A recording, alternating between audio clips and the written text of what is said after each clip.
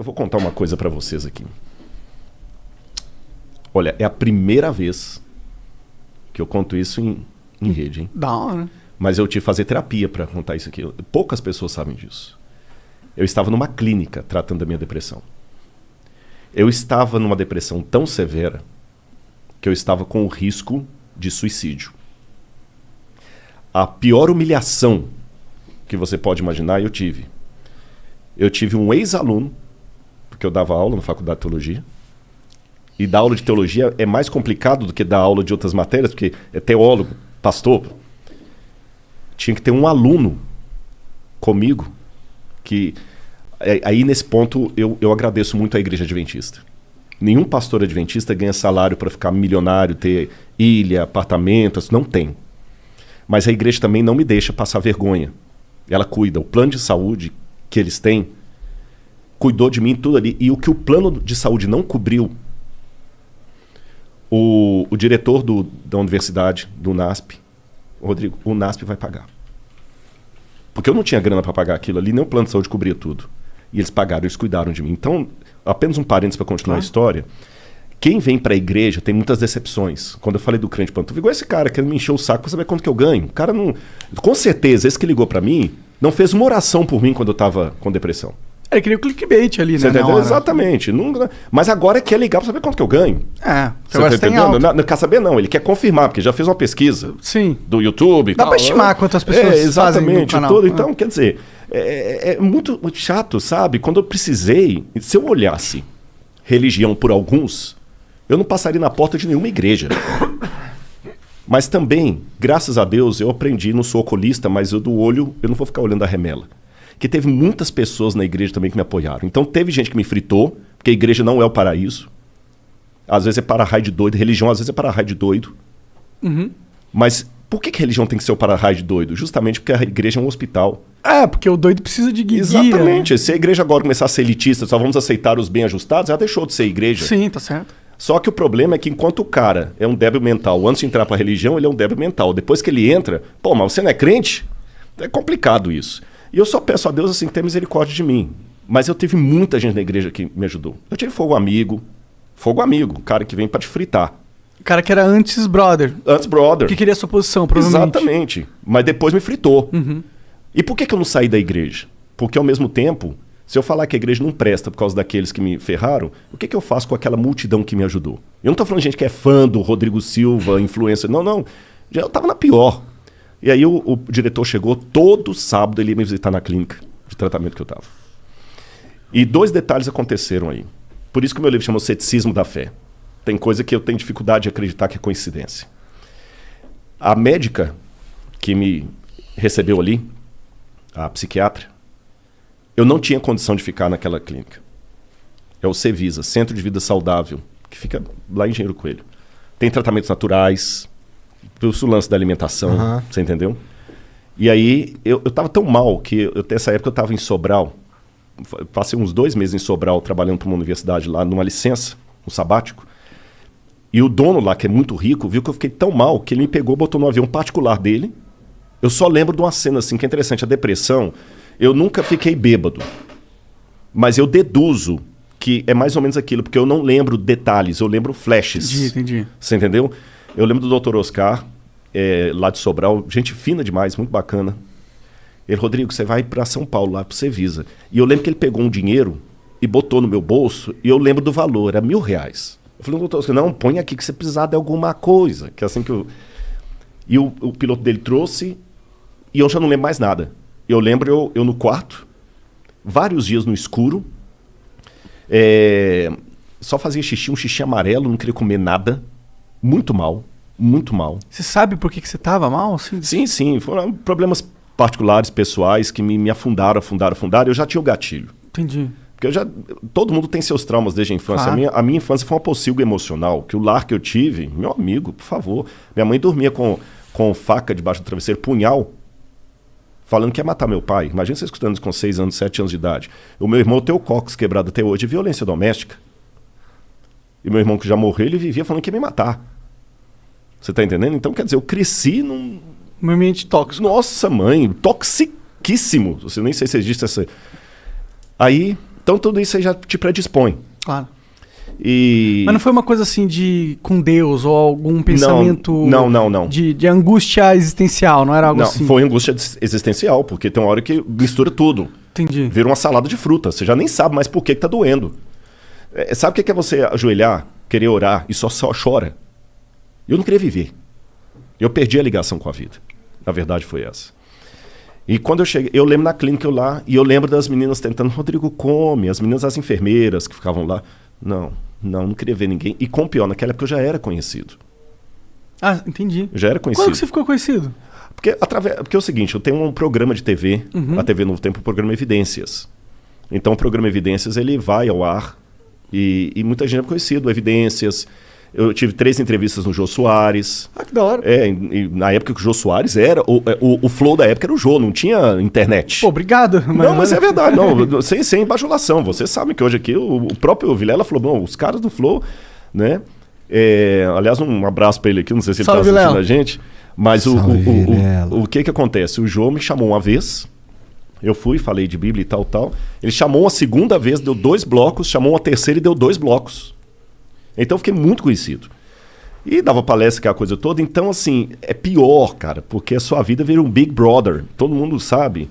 E foi uma situação muito complicada. Problemas emocionais estouraram e tudo. E eu mal. E o que é pior? Quando você tá mal também, e você é conhecido, começa muita gente a falar abobrinha. Aí muita coisa... Aí cada hora chegava, olha, estão comentando isso a seu respeito, aquilo a seu respeito, aquilo a seu respeito. Cara, tem uma parábola que fala das penas alçadas ao vento, sabe? Que o pai mandou o menino soltar as penas lá, para falar, agora vai recolhe. Não tem como recolher, são como as palavras que as pessoas soltam, né? Então não estou entrando no mérito da questão, porque é uma coisa bem particular o que me levou aquilo ali, mas eu estava mal e com muito comentário que me arrebentava, e comentário de pares, de gente de igreja. Entenda um pouco como que é. E até vou dizer que bonito isso aqui, olha. Um pouco antes disso, eu tinha sido barrado de dar uma palestra na Unicamp, porque um grupo de professores ateus não queria gente falando lá que tinha ideia criacionista. Absurdo trazer esses caras aqui. O que eu fiz? Eu não fiquei batendo boca com eles. Eu marquei um almoço e fui conversar com 2 lá. Que eram 2 dos cabeças. Um deles até era ex-crente. O outro, que era ateu, que estudou em Tel Aviv, quando falou Tel Aviv, eu fiz arqueologia em Israel, a gente começou a conversar, ficou meu amigo. Continua ateu. Mas depois que ele viu o meu espírito, a minha seriedade acadêmica, mesmo achando um absurdo eu acreditar em Bíblia e tudo mais, teve um outro evento na Unicamp, nessa época que eu estava doente, e veio um ex-professor meu, Joseph Gaffin, que eu para falar lá de arqueologia bíblica. Eu lembro que eu mandei para ele, eu falei assim, olha, vocês não vão barrar, não, Rodrigo, beleza, a gente já sabe agora que a coisa é séria. E ele mandou para mim um e-mail, na época era e-mail. Rodrigo, eu tô sabendo que você tá mal, por isso que você não veio aqui na Unicamp e tudo e tal. Cara, eu não acredito em Deus, não. Mas você acredita. Ele vai te ajudar. Ah, legal. Cara, isso vindo de um ateu. E eu recebi, até mostrei pra minha esposa esses dias, tá no meu coisa aí também, um camarada falou assim, cara, eu sou ateu, mas se Deus existe, ele vai te abençoar. Pô, cara, eu vou te falar, nesse livro meu eu falo o seguinte, o Betinho, lembra o Betinho? Uhum. O Betinho podia não acreditar em Deus, mas Deus acreditava no Betinho. E eu vou falar uma coisa aqui que vai deixar muita gente oriçada. Eu estou preparado para encontrar vários ateus nos céus e muitos santos, talvez não verei lá. Eu sei que muita gente, como ateu, mas ele não... Eu estou preparado. O céu que eu acredito tem espaço para o ateu, porque, na verdade, só Deus conhece os corações. Eu estou vendo o Igor aqui, estou te vendo. Eu posso fazer um monte de pré-julgamento pela sua roupa, pelo seu cabelo, pelo seu jeito de me olhar e tudo mais e tudo. E tá mais errado, mais por fora do que bumbum de índio. Você pode falar bunda, eu não posso, que fica chato. Aquela história do quadro, né? Aquela história do quadro. Deus conhece os corações. Deus estava comigo ali, mas eu estava anestesiado pela dor. Aí, quando eu cheguei, eu fui saber disso depois. A médica que tinha que assinar para eu ficar lá, chamada psiquiatra. Ela foi lá, doutora Natália. Inclusive, acabou de ser mãe há pouco tempo agora, mora lá em Limeira. Depois a gente fez amizade. Aí a gente não pode mais ser minha médica, porque fez amizade, né? Ela nem me conhecia. Ela não me conhecia. E ela sabia que eu não podia estar lá. O outro médico que estava falou assim, ele não pode ficar aqui não tem condição técnica de recebê-lo, porque se eu me matasse ali dentro, imagina. E ela sentiu uma voz que falou com ela assim, cuida dele. Médica. Não tô falando de ninguém provinciano, não. Inteligentíssima. Fez mestrado na Unicamp, muito... Nossa, a Natália tem uma cabeça extraordinária. Eu fui saber disso tudo posterior. Ela mesma, como médica, ela falou assim, mas você vai arriscar o seu CRM se ele ficar aqui, acontecer alguma coisa? Vou. Mas eu senti que é para deixar ele aqui e cuidar dele. Nem ela sabe o que ela fez. Sabe? Ela assinou e eu fiquei lá. Ela responsabilizou. Eu estava lá em tratamento. Mal. Um belo dia eu ia fazer uma besteira. Tu planejou? Planejei. Tô contando isso pela primeira vez aqui. Eu peguei uma corda, botei na mochila, saí do quarto. Lá tem um lago muito bonito. Eu ia fazer uma bobagem. Eu não estava ateu. Não? Não. Mas tem um sentimento pior do que o do ateísmo. O nada? O abandono. Abandono. Sentia que Deus tinha te abandonado? É. Você tá entendendo? Porque você descobrir que você é órfão porque sua mãe morreu na gravidez é diferente de descobrir que ela tá viva, mas te jogou no lixo e alguém te achou. Sim. Aí é melhor ser ateu.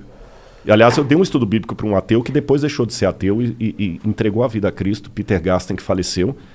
Ele que iluminou o Cristo Redentor, as obras do Niemeyer, ele trabalhava com o Niemeyer. Entendi. E um dia eu falei com um alemão, leitor de Schopenhauer, o Peter falava comigo assim, eu falei, Peter, eu sei porque você não quer acreditar que Deus existe, porque se ele existe e você não consegue explicar a dor, você tem alguém para odiar, então é melhor acreditar que não tem ninguém lá em cima. Só que para mim tinha, e por alguma maneira ele tinha me abandonado. Nesse dia eu ia acabar com tudo. Quando eu desci lá no lago, eu resolvi despedir da vida. E eu falei com ele muito bravo. Falei, olha, eu sei que eu errei na minha vida, o senhor não é culpado de tudo, mas eu fracassei. O senhor tinha talvez muita coisa para mim, mas desculpa. Eu pisei na bola. Fiz porcaria. Na hora que eu estava assim, chegou uma das enfermeiras, sentou do meu lado. Lembro como se fosse hoje. Oi, amiguinho. Eu lembro até a roupa que ela estava. Ela estava com aquelas calças que vai até o... Porque, eu vou explicar porque que eu lembro da roupa. É que vai até o tornozelo aqui, chinelo de dedo. Tudo bem, amiguinho? Eu falei assim, não, por quê? Não sei se você que me diz, porque Deus mandou eu vir aqui que você está precisando de mim. Está precisando dele. E a mesma coisa que a médica falou, ele mandou eu cuidar de você. O que tem nessa mochila? Agora eu vou contar o bastidor da história. Essa enfermeira, ela estava no plantão dela. Que lá tem a clínica e tem a casa de alguns funcionários solteiros que é ali dentro. Ela sentiu na hora uma voz dela falando assim, desce agora lá no lago, porque o Rodrigo precisa de você, vai agora. E a voz ficava como empurrando assim, sabe? Vai agora, incomodando, vai agora, vai, desce. Aí ela pegou, gente, mas que isso? Não posso ir lá no lago, eu tenho plantão aqui, eu tenho que... Vai agora. Ela falou, tá bom, eu vou. E ela ainda tinha um problema ainda, que a chefe dela estava querendo um motivo para mandar ela embora. Então ela falou, se a minha chefe me ver deixando o plantão aqui, descendo lá pro lago, vai sobrar para mim. Mas tá bom. Aí ela chamou uma amiga dela, falou, me cobre aqui que eu tenho que dar uma saída. A amiga, tá bom. Aí quando ela foi descer, não. Você vai pro quarto, vai trocar de roupa, vai botar essa roupa e vai descer a paisana. Eu falei, gente, eu não posso. Se eu atravessar aqui, a chefe me viu, eu tô lascado. Vai agora. E dando ordem mesmo assim. Quando ela chegou, eu tava lá no lago. Eu sou cético demais para acreditar que isso é coincidência. Então, Igor e Monark, todo mundo que tá ouvindo a gente.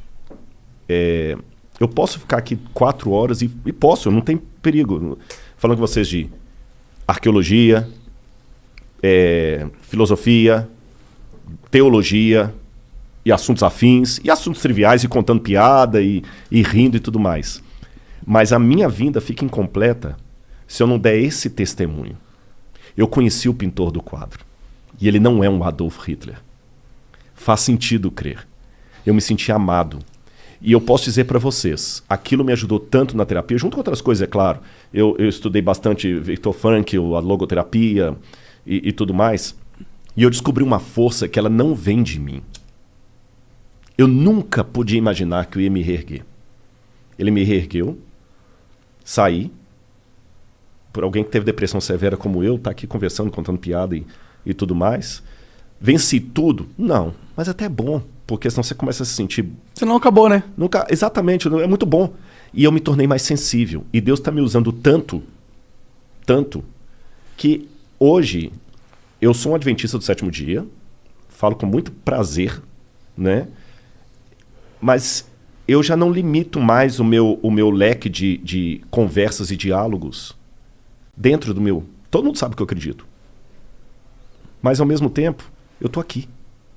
Então, eu estar aqui, mediante o que aconteceu lá, é um milagre. Porque aquele Rodrigo nunca podia imaginar que pouco tempo depois eu estaria num programa como esse, falando para não sei quantas mil pessoas estão assistindo a gente agora, não tenho nem ideia. Mas eu falo com vocês, Deus é tão real que dá para tocá-lo. Então, se de repente aqui não é nenhum programa da Igreja Deus é Amor, não estou falando nada no rádio, mas permita-me uma coisa que, com muito carinho, eu vou pedir uma licença a vocês. De repente, tem uma galera que pegou a gente agora, está assistindo, são 15 para as 11, de repente a gente está falando agora para um outro Rodrigo, que está com a vida desgraçada. Você está entendendo? Eu não sei. Pode ser. E de repente ele estava com o copo de veneno para tomar e falou assim, deixa eu ouvir isso aqui, para pelo menos desviar um pouquinho. Só esperar um tempo passar aqui. E eu quero dizer para você que está ouvindo aqui agora, tenha esperança. Deus existe. E aqui eu falo como crente, mas falo como acadêmico. E ele não só existe, ele existe e me ama. E é bom. E é bom. E ele dá uma lógica naquilo que do lado de cá não tem lógica. Então eu agradeço demais vocês. Vocês foram muito da hora. De fato mesmo. Passaram a ter um fã agora. Obrigado. Tô falando sério, de coração. Não sou de fazer elogio pro forma, não. Mas porque vocês me abriram esse espaço aqui. E sei lá, o mesmo Deus que mandou cuidarem de mim, hoje me manda cuidar de outros. E ele vai fazer essa mensagem chegar em alguém que vai saber. Um dia vocês vão receber. Não sou profeta, não. Mas pela lógica, pô, cara, obrigado. Aquele dia eu tava desgraçado, eu ia acabar com a minha vida. Nunca pude imaginar que numa entrevista do Flow eu tive um lapso ali. E vai ser o 14º salário de vocês. Ah, com certeza. Não, a gente já... Lembra do lance? Sim, sim. Não, mas a gente tem esse pensamento também do 10º. A gente chama de pagamento em tesão. Eu chamo de outra coisa. Não, é porque o fato de eu ser religioso... Não pode falar tesão. A gente não fala, a gente pratica. Entendi. Tá certo, tá certo. Mas isso não significa, gente, é apenas uma questão de linguagem, que vocês não possam falar, tem que ficar inibido. Sabe o cara que mais falava palavrão? Pedro, um dia que ele foi negar Jesus lá, os caras foram lá, a Bíblia fala que ele praguejava, xingava palavrão, só para não falar que tá... Então, e até tem estudos psicológicos que dizem que quando você está com dor, xingar um palavrão alivia. Então a gente pega mas na linguagem religiosa, a gente evita o palavrão, mas a gente tem uns esquemas. Você pode falar assim, mas que bosque. Tá certo. Que bosque. Um xingamento crente. Eu aposto que quando você tá na sua casa e bate o dedinho na mesa de centro, você não fala que bosque. Não. Que Merlin. Que Merlin.